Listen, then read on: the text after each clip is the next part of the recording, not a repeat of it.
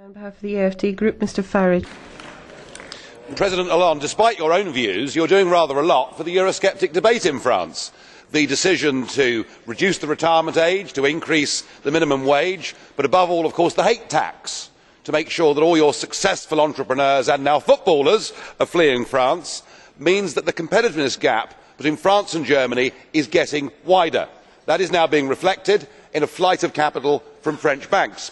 And people are beginning to notice that actually, ultimately, the euro is not just doomed in the Mediterranean, but it is going to be impossible for France and Germany to stay together inside the same economic and monetary union.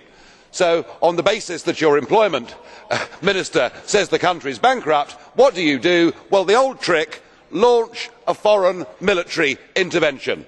So your troops go off to Mali, and yes, it is very good to see the smiling faces in Timbuktu for the moment, but you have done this on behalf of the European Union.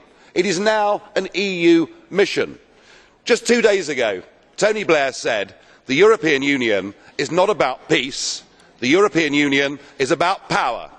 I think what he meant is the European Union increasingly will be about war, because the response to Mali, the response to it being an EU mission, and we have heard it all round the chamber today, the Liberals urging us to intervene militarily in Syria, support from right and left in this House that the EU should intervene militarily.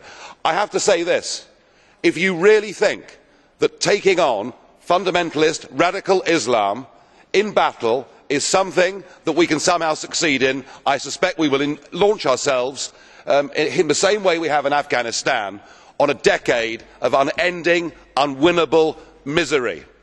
I do not want the United Kingdom to be part of a militaristic, warlike European Union, and that is the speech that I have heard both from you, President Hollande, and from most people in this chamber today. Das